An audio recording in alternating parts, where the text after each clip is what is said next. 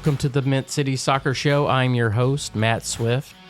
There is no Corey or David on this episode. It's just me. The guys are traveling and they have a lot going on. They just shared a birthday. They have the same birthday. That's kind of wild, right? I think they're a year apart. They have the same birthday. I don't share a birthday with them. And here I am doing the show by myself. I'll do my best. This will probably be a shorter episode. Lots to talk about, though. 2 games since we last recorded. We had a 2-2 draw at home against Atlanta United and a 2-0 road win against Red Bull. We also may have seen Kerwin Vargas play his last match as a Charlotte FC player. His move to Brazil is getting finalized. And this week we have the MLS Skills Challenge on Tuesday and the MLS All-Star game on Wednesday. Charlotte FC, of course, has Tim Ream, Ashley Westwood, and Pep Biel as our representatives. But let me first start with the last 2 performances. For the Atlanta match, I got to sit with Donnie, a.k.a. Fat Bird, and David Gussler in the vault for this match. It was also Glizzy night. Joey Chestnut was in the house and was our honoree. It was also Westwood bobblehead night. There was a lot going on for a Wednesday. But it was a fun atmosphere. Atlanta is a struggling side. They are dead last in the East. And they came into our match with a few injuries. Will Cleary got the start at right back. De La Torre in the midfield. And Archie Goodwin up top, which was a little surprising. The first half was tons of fun. It was great. We were on the front foot and caught Atlanta in transition pretty early in the game. Abada did a great job pushing the ball forward and getting it to Archie, who didn't have the best strike at goal.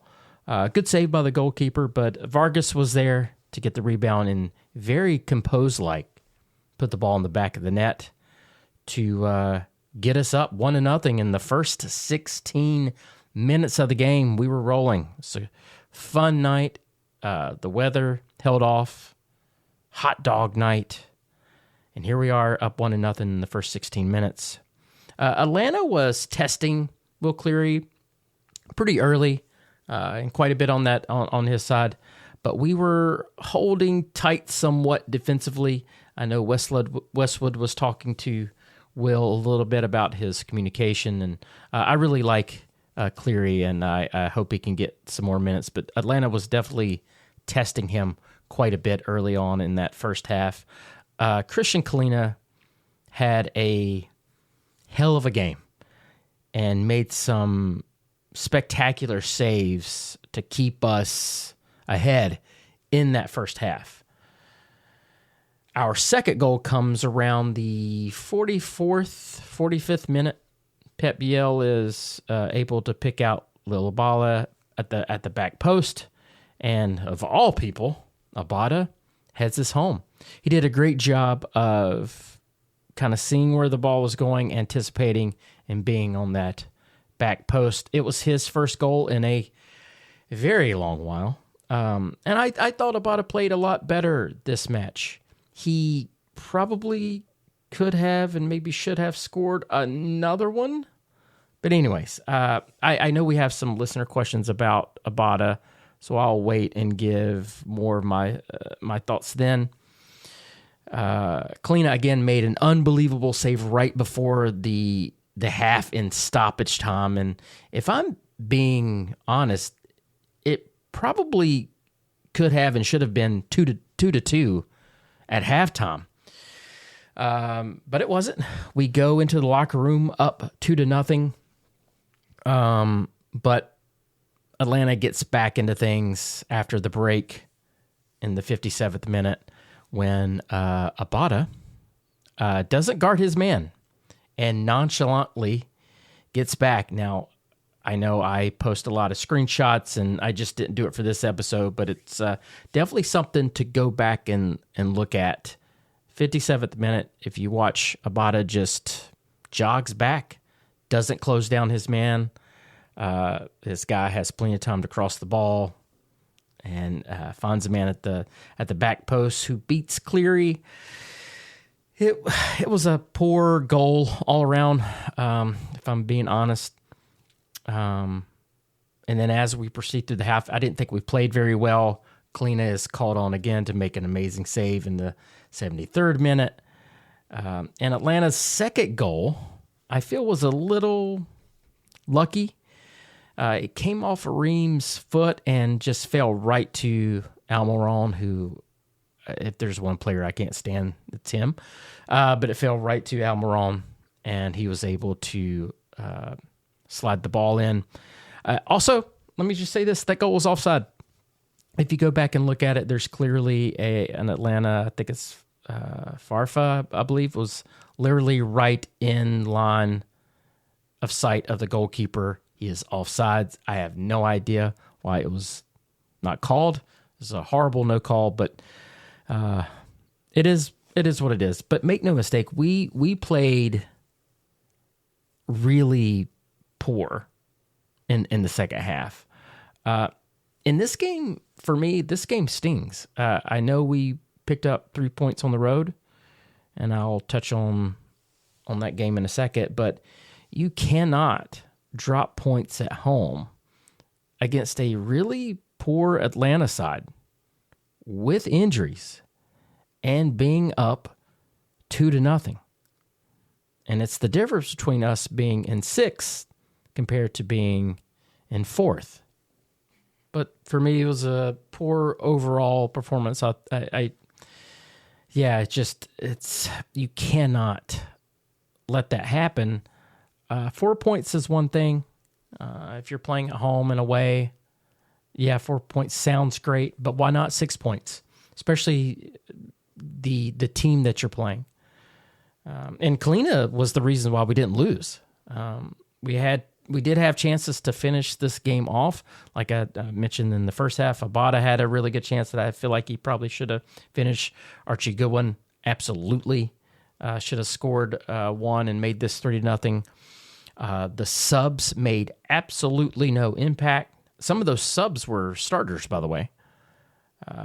But we did pick up a point, and then we traveled up to take on Red Bull.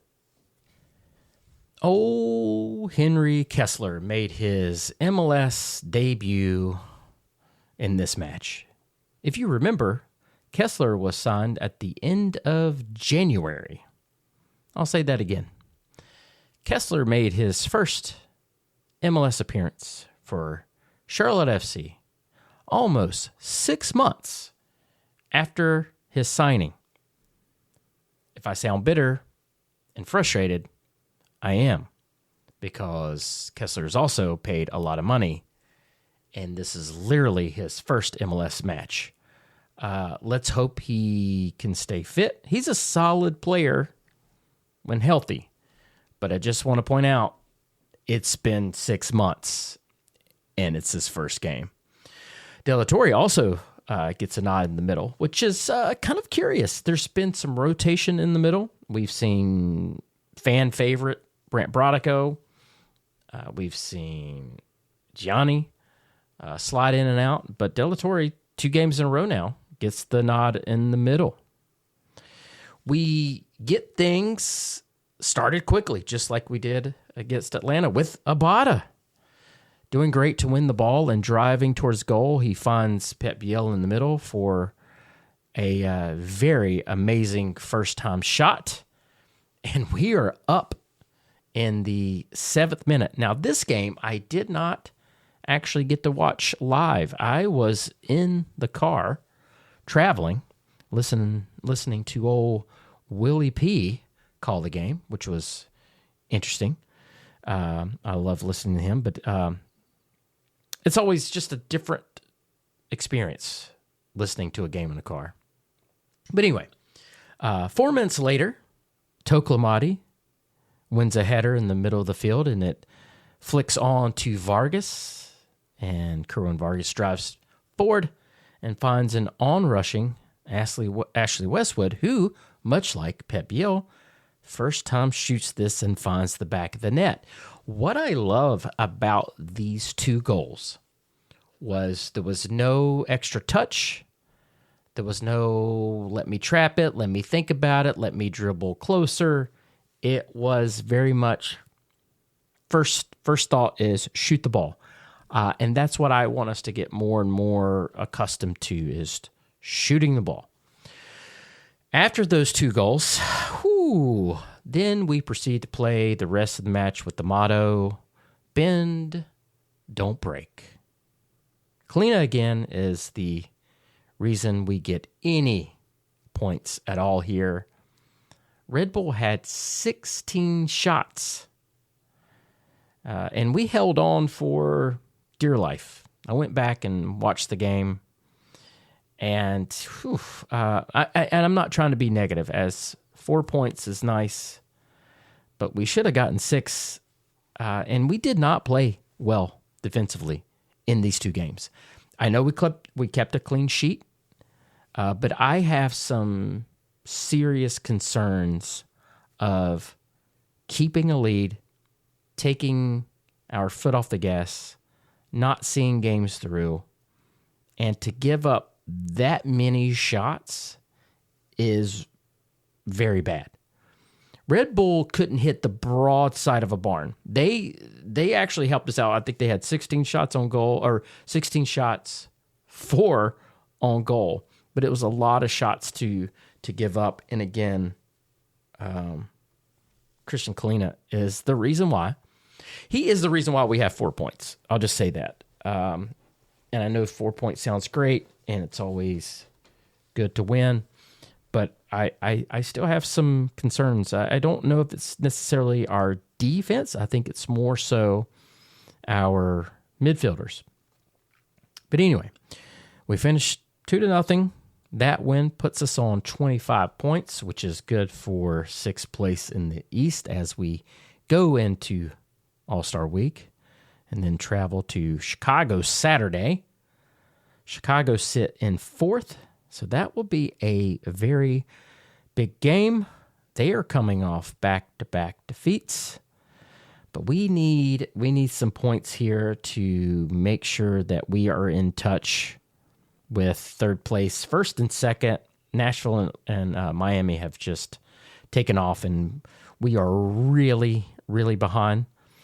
So third and 4th place is really where we need to be shooting for, and we got to unfortunately get some points on the road because we dropped some points at home. And again, I know 4 points sounds great, but that should have been 6, certainly because of who we were playing. As I mentioned, it looks like the Red Bull game might have been Kerwin Vargas' last match. I think he's finalizing his deal that might be between $4 million and $6 million with some add-ons, and we supposedly have a 20% sell-on clause. If you're not sure what that is, I'm trying to do a better job of explaining some things that maybe some new listeners don't know, or some fans that are kind of new to the sport. So what this means is that when we sell Vargas, if the club that we are selling him to ever sells him on themselves, we also get 20% of that sell. It's a pretty good deal. I am truly sad to see Kerwin Vargas go. I feel like he has been one of those players that has really been fun to watch, and to see his progression has been great. You know, we on this show talked a lot about how his finishing was pretty atrocious. If I'm going to be just brutally honest, you know, he was putting the ball over the net. He wasn't scoring. It just wasn't great. And then all of a sudden he just did a 180 and caught fire and was putting the ball in frame. And, you know, these past 2 games, it's he's a big reason why we got some points, especially offensively, and I've always appreciated his defensive awareness and cover and hustle. So it's going to be tough to see him leave some big shoes to fill. I think most fans love him, so it's going to be tough, and it'd be interesting to see who the front office replaces him with. But yeah, looks like that might be his last game. I guess there's maybe a possibility for Chicago, but either way, it looks like Red Bull is going to be the last, and it will certainly, if not this one, Chicago will be his last game. Definitely sad that he didn't get a proper send-off when he was in Charlotte. As far as I know, the deal wasn't 100% finalized. So you can't really have a send-off game when a deal's not done. Many things can happen. Physicals can fail, deals can fall apart at the last minute.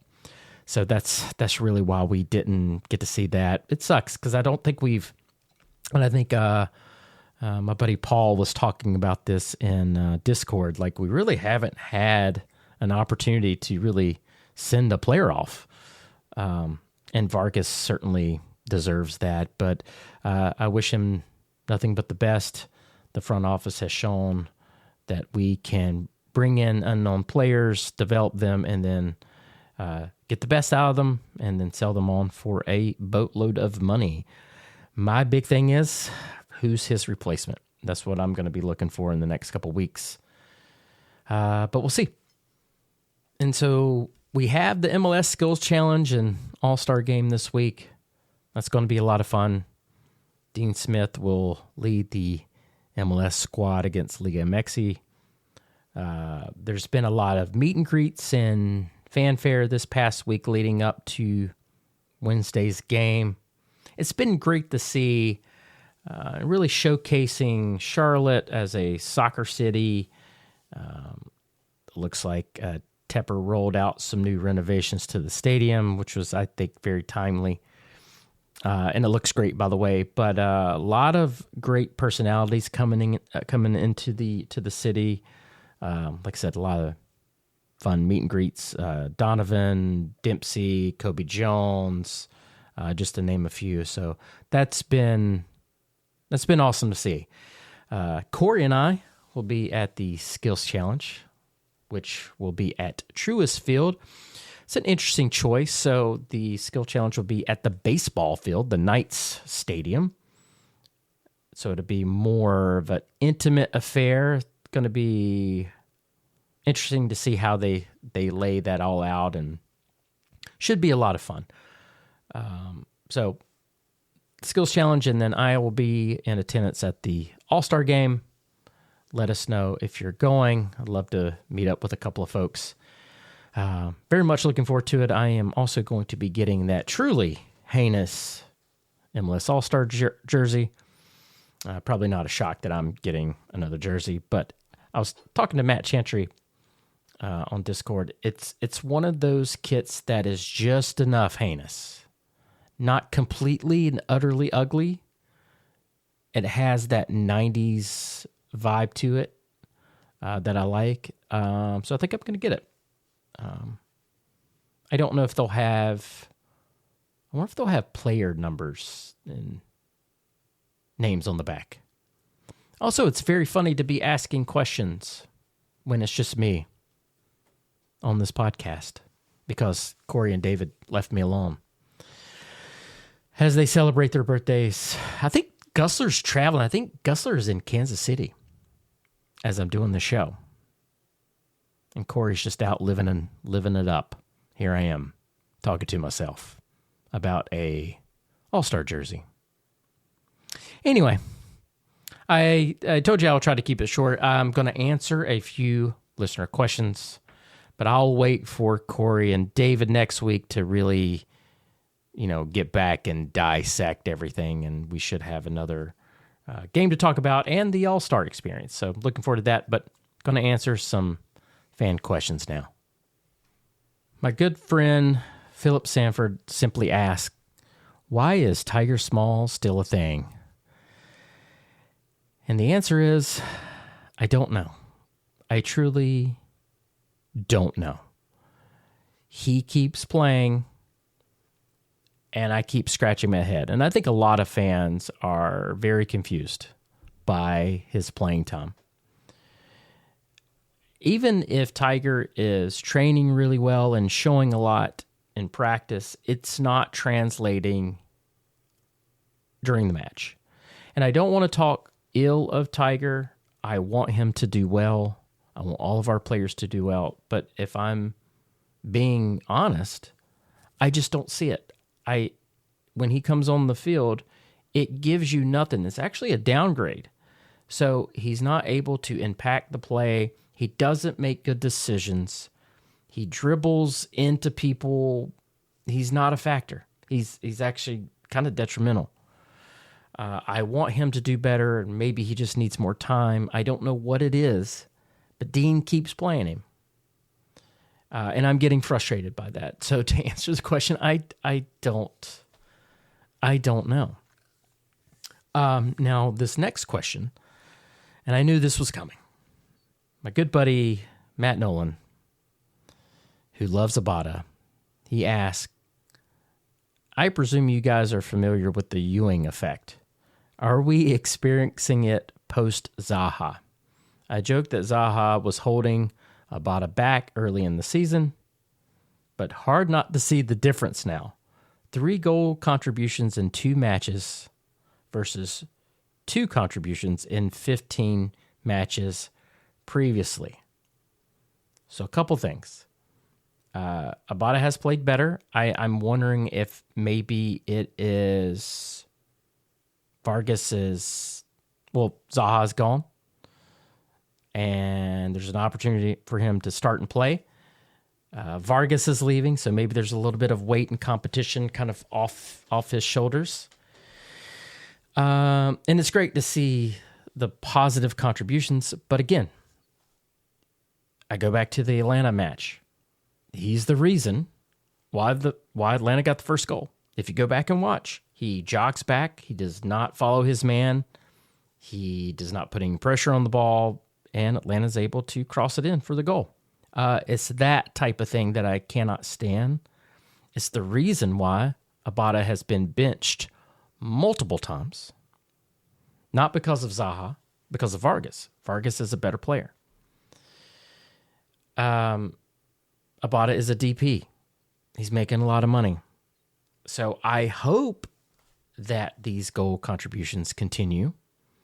There is nothing in his history that leads me to believe that it will, but I want to be wrong, just like Tiger. I want our players to perform the best that they can. I do not want to come on this show and talk ill of them, but I cannot jump on the Abada train. I know Corey and maybe David, but I know Corey for sure is trying his best to be positive about it, and I hope it happens. I don't know what's going to transpire this summer with Abada. I don't know if anybody actually wants to sign him, and I'm not trying to be mean there. I'm just saying. So he may stay with the club. I won't like that. I just think he gets muscled off the ball too much defensively. I think he's a liability. But hey, if you are getting goal contributions, it kind of negates that. But I think midfield is also why we're having defensive problems. So anyway,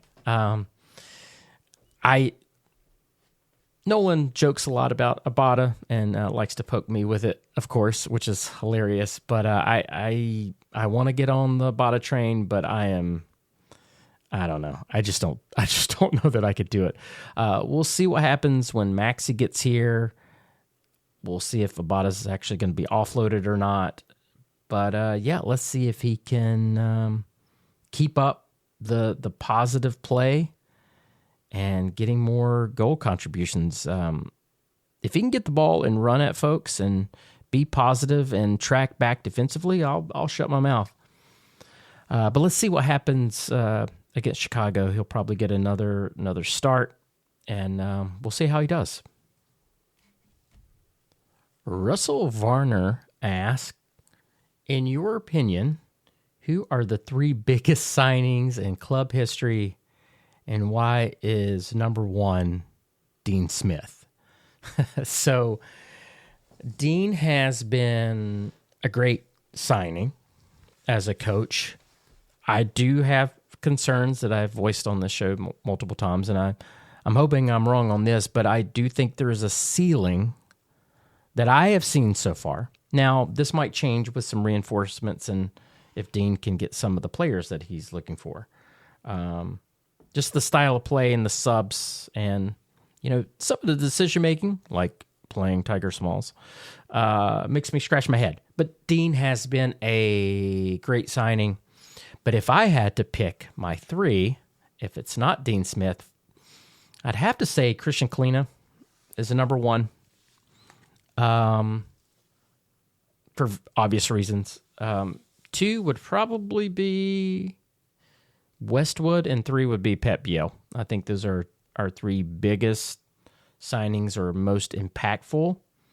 But Dean Smith is definitely a good choice, and he's been a great coach. He's been good for this team. I think he stabilized a lot of things. I think he brought some, clout and some name recognition. And we're starting to see players, come over because of Dean, and we get a lot of attention because of him. And it's great that he's going to be coaching the All-Star game and getting some more recognition and everything like that. We'll see who else he can talk into coming over and joining our team. It's been great to see. So yeah, he's been a huge signing. Eric kind of has a similar-ish question about Dean, and he asked, did Dean pick the correct two representatives for Charlotte FC for the All-Star game? Now, Tim Ream was voted in. Dean picked Westwood and Pep. I would say yes. Kalina would be another person that I think could have gone. It could have been. I think you have to pick Pep Biel as far as performance and contributions and everything. I'm a big Ashley Westwood fan for sure. He's the captain. But Kalina, it's hard for me to leave him out considering the season he's having. The only problem is he's giving up a lot of goals is because our defense has been, and midfield has been so bad, but he's made tons of saves. So I could lean towards him. But it's great to have our captain, Ashley Westwood, who just got a goal, and Pep Biel, who I think definitely deserves it. I wish we could have got one more in there. Definitely would have been Kalina, but I like the two that we have.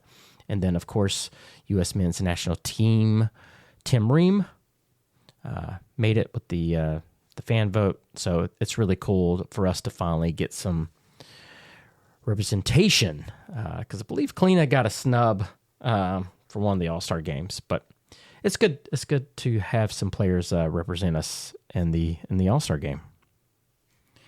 Nietzsche asked a interesting question again about Dean Smith in the All-Star game. She asked, "Do you agree with what Dean said?" And I didn't hear this, so I must have missed this. Dean said that because a player played for their national team, it means they should be on the All-Star team.